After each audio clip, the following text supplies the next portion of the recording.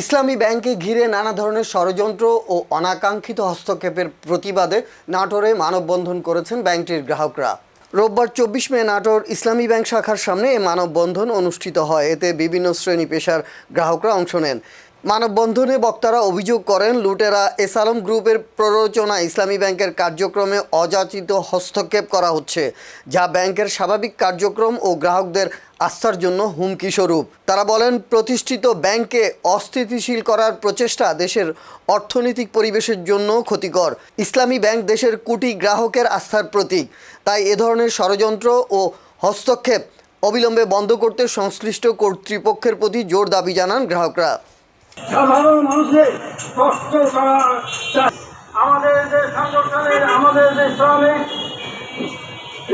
Bank পরিচালনা করেছে, শ্রমিক ব্যাংক প্রতিষ্ঠিত করেছে, তাদের মাধ্যমে যেন এই ব্যাংক পরিচালিত হয়, এখন নষ্ট হওয়ার কোনো আশঙ্কা থাকবে না।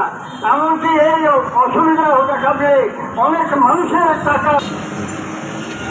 কথা বলতে চাই, বিগত ১৭ বছরে এই সুন্দর সুনির্দিষ্ট একটা ব্যাংক যার অর্থটা খুব গরিবদের হাত দিয়ে এবং বিদেশি বিনিয়োগের কারণে এই বাংলাদেশে গড়ে উঠেছিল।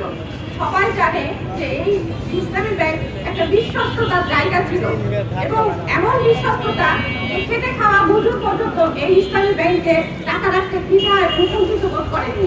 সঙ্গে ইসলামী ব্যাংকের সামনে ইসলামী ব্যাংকের গ্রাহকরা খুব কষ্ট নিয়ে আজকে এখানে দাঁড়াতে বাধ্য হয়েছি। আপনারা জানেন, এই বাংলাদেশের অর্থনীতিতে যখন টালমাটাল অবস্থা ছিল, স্বাধীনতা উত্তর দুর্ভিক্ষের হাতছানি দিচ্ছিল, ১৯৮৩ সালে একদল উদ্যোক্তা ইসলামী ব্যাংক প্রতিষ্ঠা করেছিল। ১৯৮৩ সাল থেকে হাঁটি হাঁটি পা পা করে বাংলাদেশের অর্থনীতিতে গুরুত্বপূর্ণ ভূমিকা রেখেছে এই ইসলামী ব্যাংক।